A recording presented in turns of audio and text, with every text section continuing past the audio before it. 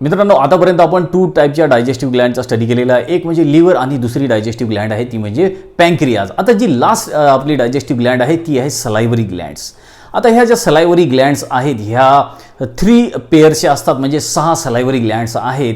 आणि ह्या ज्या 6 सलायव्हरी ग्लँड आहेत किंवा ह्या ज्या 3 पेअरच्या सलायव्हरी ग्लँड्स आहेत त्या आपल्या माउथमध्ये किंवा ओरल कॅव्हिटीमध्ये किंवा आपल्या बकल कॅव्हिटीमध्ये प्रेझेंट्स आहेत.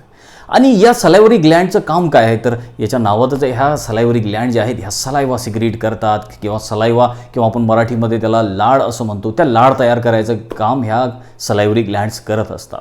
आता ह्या ज्या 3 पेअर ऑफ सलायव्हरी ग्लँड्स आहेत त्या आहेत तरी कोणत्या कोणत्या तर त्याच्यापैकी जी फर्स्ट सलायव्हरी ग्लँड आहे ती आहे पॅरोटिड ग्लँड्स. त्यानंतर आहे सेकंड जी सब मॅन्डिब्युलर किंवा याला सब मॅक्झिलरी असं पण म्हटलं जातं. आणि ही थर्ड टाईपची जी सलायव्हरी ग्लँड आहे ती आहे सब लिंग्युअल ग्लँड. तर अशा 3 टाईपच्या सलायव्हरी ग्लँड्स जे आहेत आपल्या माउथमध्ये किंवा ओरल कॅव्हिटीमध्ये प्रेझेंट आहेत. तर ह्या 3 पेअर आहे म्हणजे ह्या आहेत 6. टोटल नंबर किती आहे 6. म्हणजे ह्या आहे 2, ह्या आहे 2 आणि ह्या आहे 2. तर अशा 6 आहेत ह्या सलायव्हरी ग्लँड्स. आणि आता याची पोझिशन कोणती आहे, कुठे कुठे याची पोझिशन आहे. जी पॅरोटिड ग्लँड्स आहेत ह्या ज्या पॅरोटिड ग्लँड्स आहेत ह्या आपल्या सलायव्हरी ग्लँडमध्ये सगळ्यात मोठ्या ग्लँड आहे. ठीक आहे, पॅरोटिड ग्लँड ज्या आहेत त्या सगळ्यात मोठ्या असतात हे लक्षात ठेवा. आणि याची पोझिशन कुठे आहे तर इन फ्रंट ऑफ इयर. आपले जे दोन्ही कान आहेत त्या दोन्ही कानाच्या समोर ह्या 2 सलायव्हरी ग्लँड प्रेझेंट आहेत, पॅरोटिड ग्लँड्स. ठीक आहे. आणि एक लक्षात ठेवा की जेव्हा आपल्याला व्हायरल इन्फेक्शन होतं ज्याला आपण मम्प्स म्हणतो किंवा मराठीमध्ये त्याला गालफुगी असं म्हणतात, तर ती गालफुगीमध्ये काय होतं की आपले गाल फुगतात किंवा इन्फ्लामेशन सूज येते त्याच्यावरती. तर ॲक्च्युअलमध्ये जे व्हायरल इन्फेक्शन होतं त्याच्यामुळे जे आहेत ह्या पॅरोटिड ग्लँड ज्या आहेत ह्या पॅरोटिड ग्लँड ह्या सुजून जातात, फुगतात अशा, त्यामुळे आपल्याला गालफुगी होते हे लक्षात ठेवा. तर अशा तऱ्हेनं ही जी फर्स्ट सलायव्हरी ग्लँड आहे ज्याला म्हणतो आपण पॅरोटिड ग्लँड्स आणि ह्या कुठे प्रेझेंट आहेत इन फ्रंट ऑफ इयर हे लक्षात ठेवा याची पोझिशन. त्यानंतर सेकंड टाईपच्या ज्या सलायव्हरी ग्लँड आहेत त्या सब मॅन्डिब्युलर ऑर सब मॅक्झिलरी आणि ह्या कुठे प्रेझेंट आहेत तर ह्या आहेत बिलो दी जॉ. याची पोझिशन दिलेली आहे बिलो दी जॉ, म्हणजे आपला जो जबडा आहे ते तिथे प्रेझेंट आहे. तसं आपलं हे जे जॉज आहेत याला वेगळे नाव आहे. जसं हा जो लोअर जॉ आहे याला मॅन्डिबल असं म्हटलं, वरचा जो अप्पर जो जॉ आहे आपला त्याला मॅक्झिला असं म्हटलेलं आहे. तर अशा तऱ्हेनं ह्या सब मॅन्डिब्युलर किंवा सब मॅक्झिलरी ह्या ज्या ग्लँड्स आहेत सलायव्हरी ग्लँड्स ह्या प्रेझेंट आहेत आपल्या जॉजमध्ये हे लक्षात ठेवा. त्यानंतर जी लास्ट सलायव्हरी ग्लँड आहे तिला म्हटलं सब लिंग्युअल ग्लँड. आणि ही जी सब लिंग्युअल ग्लँड आहे ही आपल्या टंगच्या खाली, ह्या 2 आहे छोट्या, सगळ्यात छोट्या सलायव्हरी ग्लँड आहेत त्या म्हणजे सब लिंग्युअल ग्लँड. आणि सगळ्यात मोठ्या सलायव्हरी ग्लँड आहेत पॅरोटिड ग्लँड. तर ह्या ज्या सब लिंग्युअल ग्लँड आहेत त्या एकदम छोट्या आहे आणि यातला जी आपली जीभ आहे, आपली जी टंग आहे त्याच्या खाली ह्या प्रेझेंट आहेत. ठीक आहे. तर अशा तऱ्हेनं ही झाली याची पोझिशन. त्यानंतर ह्या ज्या सलायव्हरी ग्लँड्स आहेत 3 टाईपच्या ह्या बनलेल्या आहेत 2 टाईपच्या सेलपासून. लक्षात ठेवा ह्या 3 टाईपच्या ज्या सलायव्हरी ग्लँड्स आहेत 1, 2, 3 ह्या ज्या सलायव्हरी ग्लँड्स आहेत 3 ह्या बनलेल्या आहेत 2 टाईपच्या सेल्सपासून. आणि त्या 2 टाईपच्या सेल कोणत्या आहेत तर त्यातली फर्स्ट जी आहे सिरस सेल आणि दुसरी आहे म्युकस सेल. बघा इथे मी नोट करून दिलेलं आहे. हे ज्या सलायव्हरी ग्लँड्स आहेत आपल्या ह्या तिन्ही सलायव्हरी ग्लँड ह्या 2 टाईपच्या सेलनी बनलेल्या आहे. कोणत्या कोणत्या सेल आहेत त्या 2 टाईपच्या, एक म्हणजे सिरस सेल आणि दुसरी आहे म्युकस सेल. तर आता याचं फंक्शन पण दिलेलं आहे आपल्याला. जसं की सिरस सेल जे आहेत त्या सिरस सेलचं फंक्शन काय आहे, त्या सिरस सेल ज्या आहेत त्या डायजेस्टिव्ह एन्झाईम सिक्रेट ह्या एक फ्लुइड तयार करतात. ठीक आहे, एक फ्लुइड तयार करतात आणि त्या फ्लुइडमध्ये डायजेस्टिव्ह एन्झाईम असतं. आणि कोणतं डायजेस्टिव्ह एन्झाईम असतं तर ते आहे सलायव्हरी अमायलेज. आणि हे सलायव्हरी अमायलेज जे आहे हे आपल्याला स्टार्चच्या डायजेशनमध्ये हेल्प करतं. ठीक आहे, हे एन्झाईम आहे जे आपल्याला जेवण पचायला मदत करतं एवढं लक्षात ठेवा. आणि हे एन्झाईम कोण सिक्रेट करतं तर हे एन्झाईम जे आहे ह्या सिरस सेल सिक्रेट करतात. ठीक आहे, सिरस सेल सिक्रेट करतात ह्या सलायव्हरी अमायलेज नावाचं एन्झाईम. त्यानंतर आणखीन सेकंड टाईपच्या ज्या सेल्स आहेत त्याला म्हटलं म्युकस सेल. तर म्युकस सेलचं काय फंक्शन आहे, म्युकस सेल जे आहेत ह्या म्युकस सिक्रेट करतात. म्युकस ज्याला आपण असा आपल्या लाळेमध्ये आपल्या सलायवामध्ये असा एक चिकटसा सबस्टन्स असतो. आपली लाळ जी आहे ती एकदम पाण्यासारखी नाही, ती थोडीशी अशी स्टिकी आहे, थोडीशी चिकट आहे. कशामुळे आहे कारण त्याच्यामध्ये हा म्युकस असतो. त्या म्युकसमुळे आपली जी लाळ आहे ती स्टिकी असते, चिकट असते. तर अशा तऱ्हेने ह्या ज्या 3 पेअर ऑफ सलायव्हरी ग्लँड आहे ह्या ज्या 3 ग्लँड आहेत ते आपल्या माउथमध्ये किंवा ओरल कॅव्हिटीमध्ये प्रेझेंट आहेत. आणि याचं फंक्शन जे आहे हे काय आहे, या 3 ग्लँडचं फंक्शन ह्या सलायवा सिक्रेट करतात, लाळ तयार करायचं काम करतात. ह्या 3 ग्लँड मिळून रोजच्या रोज 1 ते 1.5 लिटर एवढी लाळ किंवा सलायवा तयार करायचं काम करत असतात.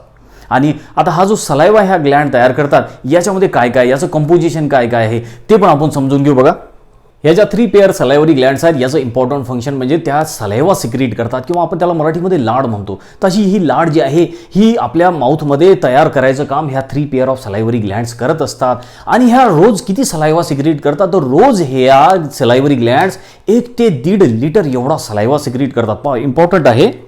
प्रत्येक दिवशी ह्या ज्या सलायवरी ग्लँड्स आहेत ह्या 1 लिटर ते 1.5 लिटर म्हणजे 1000 ml ते 1,500 ml एवढा सलायवा तयार करतात.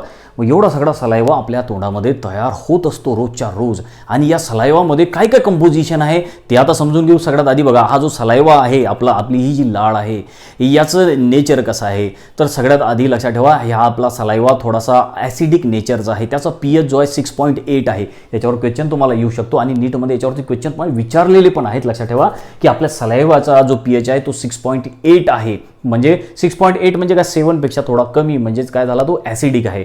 म्हणून आपली जी लाळ आहे ती थोडीशी ॲसिडिक आहे. किती pH आहे आपल्या लाडेचा 6.8. आणि आपल्या लाडेमध्ये काय काय आहे बघा, रोज 1 ते 1.5 लिटर लाड तयार होत असते आणि ह्या 3 ग्लँड लाड तयार करतात. आणि काय काय मग आपल्या सलायवामध्ये आपल्या लाडेमध्ये तर त्याच्यामध्ये सगळ्यात जास्त वॉटरच आहे. 98% आपल्या सलायवामध्ये वॉटर आहे, पाणीच आहे. आपली जी लाड आहे त्याच्यामध्ये सगळं पाणी आहे जवळपास 98%. आणि मग राहिलेले जे 2% आहे त्याच्यामध्ये बाकीचे कन्स्टिट्युएंट आहेत. तर काय काय आहेत आपल्या बाकीच्या या लाडेमध्ये पाणी आहे. आपल्या लाडेमध्ये इलेक्ट्रोलाइट्स आहे. कोणते electrolyte? Sodium, potassium, calcium, chloride, bicarbonates असे इलेक्ट्रोलाइट पण आहेत.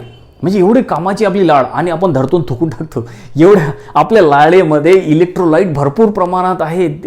हे सोडियम, पोटॅशियम, कॅल्शियम, बायकार्बोनेट्स अशी इलेक्ट्रोलाइट पण आहे. आपल्या लाडेमध्ये एन्झाईम आहे एक स्पेसिफिक, त्याचं नाव आहे सलायवरी अमायलेज किंवा याला टायलिन पण म्हटलं जातं. तर सलायवामध्ये हे एन्झाईम सापडतं म्हणून याला सलायवरी अमायलेज असं म्हणतात. हेच एन्झाईम जे आहे पॅन्क्रियाटिक ज्यूसमध्ये पण आहे म्हणून त्याला पॅन्क्रियाटिक अमायलेज पण म्हणतात. पण हेच एन्झाईम सलायवामध्ये सापडते. आपल्या लाडेमध्ये हे एन्झाईम प्रेझेंट असते म्हणून याचं नाव आहे सलायवरी अमायलेज.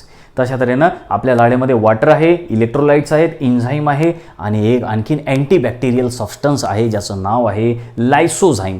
हा लायसोझाईम पण आपल्या लाडेमध्ये हा अँटीबॅक्टेरियल म्हणून काम करतो. म्हणजे आपल्या तोंडामध्ये जर काही बॅक्टेरिया वगैरे गेले तर त्या बॅक्टेरियाला हा मारून टाकतो लायसोझाईम. बघा, जर आपल्या फूडमध्ये आपल्या जेवणासोबत वगैरे जर बॅक्टेरिया आले तर त्या जेवणातल्या त्या आपला जो अन्नाचा घास आहे त्या घासामध्ये जे बॅक्टेरिया असतील त्या बॅक्टेरियाला मारायचं काम कोण करतो? हा लायसोझाईम. आणि लायसोझाईम कुठे आहे तर आपल्या लाडेमध्ये प्रेझेंट आहे. म्हणून तर बघा, हे जे जनावरं वगैरे असतात यांना जर काही लागलं तर ते काय करतात, ती जखम जी आहे ती अशी चाटून घेतात किंवा त्याला अशी लाड लावतात. आपण पण बघा, आपल्याला काही लागलं, काही जखम झाली तर आपण पण पटकन त्याला अशी लाड लावतो किंवा थुंकी लावतो. कारण की काय आहे की त्या लाडेमध्ये काय आहे अँटीबॅक्टेरियल एजंट आहे. कोणता? लायसोझाईम. आणि जेव्हा आपण ती आपली अशी लाड त्या जखमेला लावतो तेव्हा त्या जखमेतले जे काही बॅक्टेरिया असतील ते मरून जातात. जनावराचं पण तसंच आहे.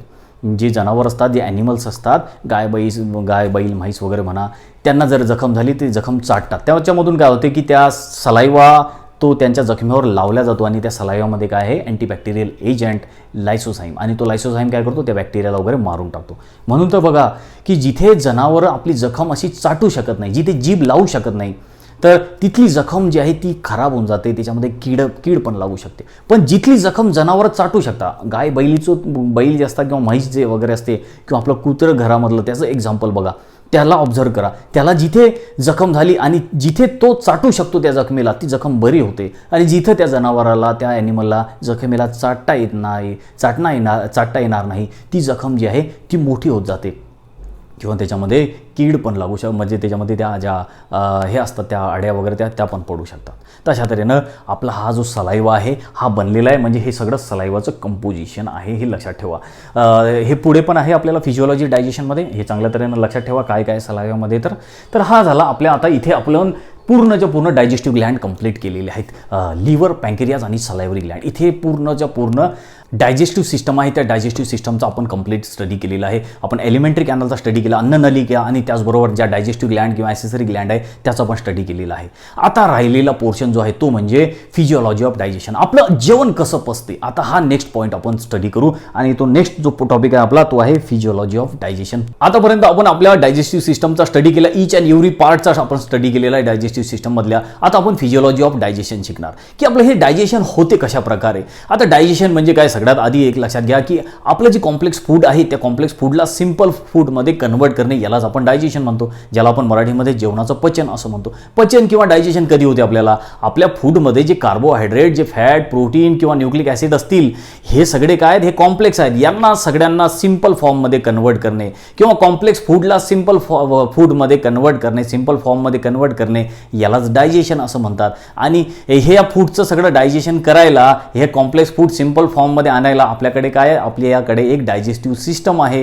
हे जे डायजेशन आहे हे 2 टाईपचं डायजेशन असते. एक म्हणजे मेकॅनिकल डायजेशन आणि दुसरं असते ते म्हणजे केमिकल डायजेशन. तर लक्षात ठेवा 2 टाईप आहे डायजेशनचे, एक आहे मेकॅनिकल डायजेशन आणि दुसरं आहे केमिकल डायजेशन. तर मेकॅनिकल डायजेशन म्हणजे काय? जे फूड आहे आपलं त्याला ग्राइंड करणे, त्याला बारीक करणे, त्याला आपण मेकॅनिकल डायजेशन म्हणतो. आणि हे जनरली ही जी प्रोसेस आहे मेकॅनिकल डायजेशन जी आपल्या माउथमध्ये होत असते, आपल्या स्टमकमध्ये होत असते. मेकॅनिकल डायजेशनमध्ये आपण काय करतो की आपला जो अन्नाचा घास आहे, आपलं जे फूड आहे त्याला आपण बारीक बारीक चावतो आहे ना, त्याला ग्राइंड करतो, त्याला क्रश करतो. जो मोठा घास असेल त्याला आपण बारीक बारीक तुकड्यामध्ये त्याला कन्वर्ट करून टाकतो, त्याच्यामध्ये लाड मिक्स करतो आणि मग अशा तऱ्हेनं जे आपण त्या फूडचं डायजेशन करतो त्याला मेकॅनिकल डायजेशन म्हणतात. तसंच डायजेशन आपल्या स्टमकमध्ये पण होत असते. स्टमकमध्ये काय की आपल्या स्टमकच्या ज्या मसल्स वगैरे आहेत त्याच्यामुळे काय ते फूड जे आहे ते बारीक व्हायला लागते, ते चर्न व्हायला लागते, याला मेकॅनिकल डायजेशन म्हणतात. मेकॅनिकल डायजेशन जे मेकॅनिकल प्रोसेसनी होणारं डायजेशन आपण त्याला मेकॅनिकल डायजेशन असं म्हणतो.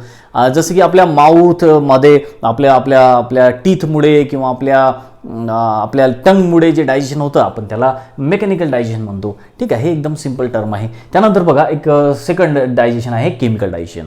आता हे केमिकल डायजेशन म्हणजे लक्षात आलं आपल्याला की हे केमिकल प्रोसेसने होणारं डायजेशन आहे. याच्यामध्ये भरपूर सारे एन्झाईम जे आहेत याच्यामुळे हे डायजेशन होत असतं. आता केमिकल डायजेशन जे आहे हे आपण स्टेप बाय स्टेप शिकू. तर आता सगळ्यात आधी आपण बघा की डायजेशन जे आहे अन्नाचं जे पचन आपण ज्याला म्हणतो डायजेशन, हे काही आपल्या डायरेक्ट स्टमकमध्ये पोटामध्ये गेल्यावर डायजेशन होत नाही. तर डायजेशनची सुरुवात जे आपल्या माउथपासूनच होते. जेव्हा आपण तो अन्नाचा घास जेव्हा बारीक बारीक चावत असतो तेव्हाच आपल्या डायजेशनची प्रोसेस स्टार्ट होते. तर सगळ्यात आधी आपण शिकू की ते डायजेशन जे आहे आपल्या माउथमध्ये होणारं डायजेशन आणि मग त्यानंतर आपण स्टडी करू तो म्हणजे स्टमकमध्ये आणि मग नंतर इंटेस्टाईनमध्ये होणारं डायजेशन. असा स्टेप बाय स्टेप आपण या डायजेशनचा स्टडी करू. तर सगळ्यात आधी आपण बघू आपल्या बुकमध्ये पण तो पॉईंट दिलेला आहे की डायजेशन इन बकल कॅव्हिटी किंवा ओरल कॅव्हिटी किंवा आपलं माउथमध्ये कशा प्रकारचं डायजेशन होतं तो पॉईंट आपण सगळ्यात आधी समजून घेऊ. आता बघा जे आपलं जेवण डायजेस्ट होण्याची जी प्रोसेस आहे ती स्टार्ट होते आपल्या माउथमधून. ठीक आहे, तर या माउथमध्ये कशाचं डायजेशन होतं आणि कशा प्रकारे होतं आपण स्टेप बाय स्टेप ते समजून घेऊ. आता आपले हे जे माउथ आहे, जेव्हा आपण आपला घास जो आहे हा घास जेव्हा आपण आपल्या तोंडामध्ये भरतो तर तेव्हा त्याच्यामध्ये काय काय प्रोसेस होतं आपण त्या समजून घेऊ.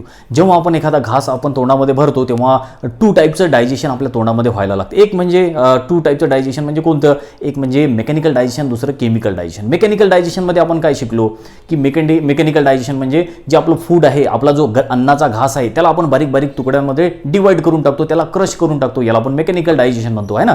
जेव्हा आपण अन्नाचा घास घेतो तेव्हा आपल्या या टीथच्या मदतीनं आणि टंगच्या मदतीनं काय करतो, त्या घासाला आपण क्रश करतो, आपण त्याला असं चर्न करून टाकतो, बारीक करून टाकतो आहे ना. जो मोठा घास असतो त्याला बारीक बारीक तुकड्यामध्ये आपण त्याला डिवाइड करतो.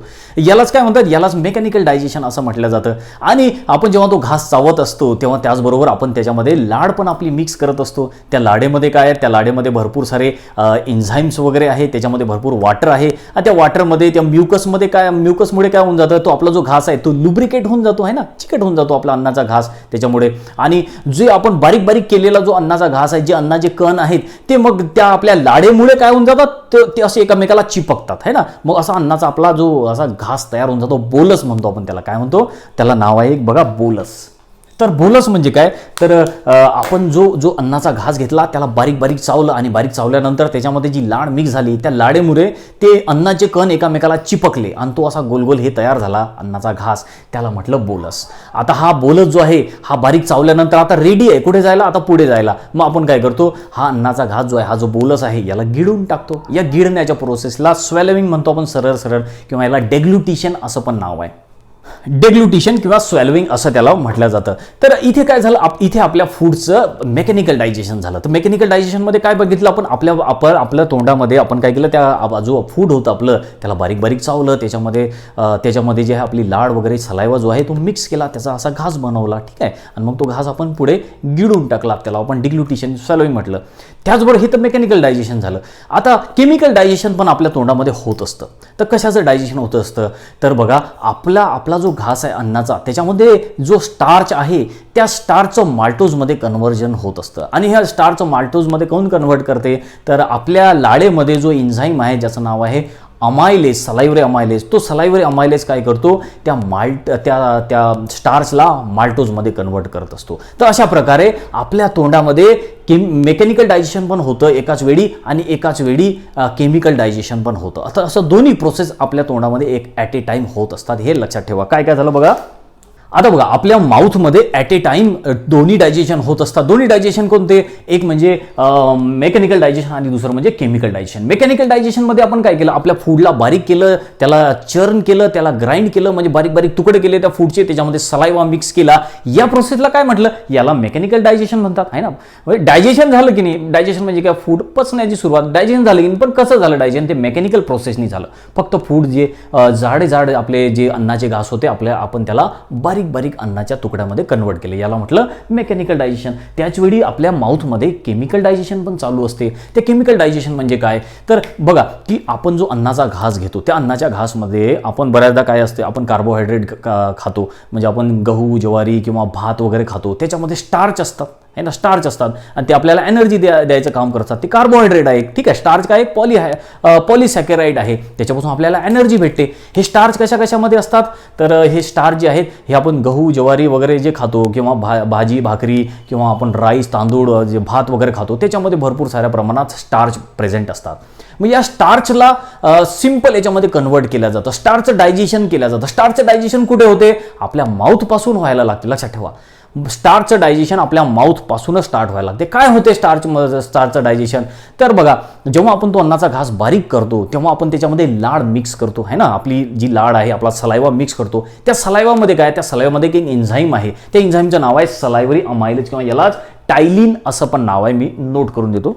तर या लाडेमध्ये आहे सलायवरी अमायलेज किंवा टायलिन, ठीक आहे. तर हे जे टायलिन किंवा हे जे सलायवरी अमायलेज आहे हे काय करते, या स्टार्चवर रिॲक्शन करते, ऍक्ट होते, ठीक आहे. आणि मग या स्टार्चला, हा स्टार्च पॉलीसॅकराइड आहे, या स्टार्चला सिंपल फॉर्ममध्ये कन्वर्ट करते. तर स्टार्चचा आणखीन सिंपल फॉर्म कोणता आहे, तो आहे माल्टोज. ही पण एक शुगर आहे, ही पण एक शुगर आहे, ठीक आहे. तर स्टार्चचा सिंपल फॉर्म आहे माल्टोज. हा डायसॅकराइडमध्ये आपण त्याला कन्वर्ट केलं. स्टार्च काय होता, पॉलीसॅकराइड, पॉलीसॅकराइडचं डायसॅकराइडमध्ये आपण कन्व्हर्जन केलं. कशामुळे कन्व्हर्जन झालं, एन्झाईममुळे, ठीक आहे. कोणतं एन्झाईम, ते म्हणजे सलायवरी अमायलेज. कुठे प्रेझेंट असते सलायवरी अमायलेज, सलायवामध्ये. नाव होत आहे सलायवरी अमायलेज, तर असणार कुठे प्रेझेंट, सलायवामध्ये, ठीक आहे. यालाच टायलिन पण म्हटलं जातं. आणि या सगळ्यासाठी पीएच लागतो आपल्याला, तो असतो 6.8 एवढा पीएच. आणि आपल्याला, मी तुम्हाला आधी पण सांगितलं, आपली जी लाड आहे, आपला जो सलायवा आहे, त्याचा पीएच किती असतो, 6.8. म्हणजे थोडीशी लाड जी आहे ती ॲसिडिक आहे. तर अशा तऱ्हेनं आपलं फूड जे आहे ते डायजेस्ट व्हायला सुरुवात झालेलं आहे. कुठे डायजेशनची प्रोसेस स्टार्ट झाली, माउथमध्ये. कशाचं डायजेशन झालं आपल्या माउथमध्ये, ते म्हणजे स्टार्चचं. स्टार्चला आपण कशामध्ये कन्वर्ट केलं, स्टार्चला आपण माल्टोजमध्ये कन्वर्ट केलं. कोणामुळे हा स्टार्च माल्टोजमध्ये कन्वर्ट झाला, सलायवरी अमायलेजमुळे किंवा टायलिनमुळे, ठीक आहे. तर अशा तऱ्हेनं डायजेशनची प्रोसेस आपल्या माउथपासूनच स्टार्ट झाली. माउथमध्ये दोन्ही डायजेशन होतात, एक म्हणजे मेकॅनिकल डायजेशन आणि दुसरं म्हणजे केमिकल डायजेशन. अशा तऱ्हेनं मग आता हे जे फूड आहे हे आता पुढे आपण ते गिळून टाकतो, ज्याला आपण डिग्लुटेशन म्हटलं. आणि मग ते फूड जे आहे आपल्या इथे जाईल, आपल्या फॅरिंग्समध्ये, आणि मग पुढे जाईल ते हळूहळू आपल्या इसोफेगस, आणि मग नंतर जाईल आपल्या स्टमकमध्ये. तर हे आपोआप हळूहळू ते पुढे फूड जात राहते. पण एकदाच आपण काय केलं, अन्नाचा घास गिळला मनाने, पण मग नंतर तो ते फूड जे आहे इसोफेगसमधून स्टमकमध्ये गेलं, स्टमकमधून मग ते फूड जे आहे ते आपल्या स्मॉल इंटेस्टाईनमध्ये जाईल, स्मॉल इंटेस्टाईनमधून लार्ज इंटेस्टाईनमधून जाईल, है ना. मग आपोआप होते की नाही हे सगळं. तर ही जी फूडची मुवमेंट आहे याला पेरिस्टॅल्टिक मुवमेंट असं म्हटलं जातं. नाव लक्षात ठेवा, बऱ्याचदा क्वेश्चन येतात. तर जी फूडची आपली मूवमेंट आहे त्याला आपण काय म्हणतो पेरिस्टॅल्टिक मूवमेंट. ते हळूहळू म्हणजे आपल्या हातात आहे का ते फूड जे आहे ते स्टमकमधून स्मॉल इंटेस्टाईनमध्ये आणि स्मॉल इंटेस्टाईनमधून लार्ज इंटेस्टाईनमध्ये पाठवणे आपल्या मर्जीनुसार होते का? नाही, ते फूड आपोआप पुढे सरकत असते. कोणत्या मूवमेंटमुळे पुढे सरकत असते ते? तर त्याला म्हणतात पेरिस्टॅल्टिक मूवमेंटमुळे ते फूड जे आहे ते पुढे पुढे सरकत असते. पण बऱ्याचदा काय होते की आपल्याला उलटी होते है ना, म्हणजे एकदा फूड स्टमकमध्ये गेलं की ते शक्यतो वर येत नाही है ना, पण बऱ्याचदा काय होते की उलटी होते. उलटी झाली की काय होईल आपल्याला ओमिटिंग, ज्याला आपण म्हणतो ओमिटिंगमुळे काय आहे की ते सगळं फूड जे आहे आपल्या तोंडातून बाहेर येते. मग याला काय म्हणतो आपण? तसं तो फूड पुढे पुढे गेलं पाहिजे. फूड पुढे पुढे जे सरकते त्याला आपण पेरिस्टॅल्टिक म्हटलं, पण इथे पेरिस्टॅल्टिक मूवमेंट रिव्हर्स झाली, उलटी झाली आहे ना. आपल्याला आपलं फूड जे पुढे पुढे जायला पाहिजे होतं ते आता परत आलं, रिव्हर्स झालं. ते त्याला म्हणतात रिव्हर्स पेरिस्टॅल्टिक. लक्षात ठेवा. तर याला म्हणतात रिव्हर्स पेरिस्टॅल्टिक. ते फूड जे आहे हे माउथमधून oesophagus, stomach, small intestine, large intestine असं जायला पाहिजे असतं. याला पेरिस्टॅल्टिक म्हटलं, पण ते आलं उलटं, स्टमकमधून परत बाहेर आलं ते, म्हणून याला रिव्हर्स पेरिस्टॅल्टिक असं म्हटलं. याला स्पाझमोटिक पेरिस्टॅल्टिक मूवमेंट असं म्हणतात. म्हणजे काय की स्पाझमोटिक म्हणजे काय की जे आपल्या मसल्स आहेत त्या रिलॅक्स होणे आणि कॉन्ट्रॅक्ट होणे, त्याच्यामुळे काय होऊन जातं की रिव्हर्स पेरिस्टॅल्टिकची प्रोसेस स्टार्ट होते आणि मग ते फूड जे आहे बऱ्याचदा तोंडातून आपल्या बाहेर येते. आपण त्याला ओमिटिंग असं म्हणतो. ठीक आहे. तर आता हे जे फूड आहे अशा तऱ्हेनं आपलं कुठे गेलेलं आहे? आता स्टमकमध्ये गेलेलं आहे. आता स्टमकमध्ये काय काय डायजेशन होते, कशाचं डायजेशन होते ते समजून घेऊ. आता सगळ्यात आधी लक्षात ठेवा, इथे आपल्या माउथमध्ये कशाचं डायजेशन झालं ते म्हणजे स्टार्च. स्टार्च कशामध्ये कन्वर्ट झाला? माल्टोजमध्ये. ठीक आहे. स्टार्च काय होता? पॉलिसेकराइड. माल्टोज काय? डायसेकराइड. तर इथपर्यंत हे लक्षात ठेवा. आता फूड जे आहे ते स्टमकमध्ये गेलं. स्टमकमध्ये काय काय याच्यावर प्रोसेस होतात, कोणते एन्झाईम याच्यावर ॲक्ट होतात, हे सगळं आपण जे आहे ते नेक्स्ट लेक्चरमध्ये याच्यावरती डिस्कस करू.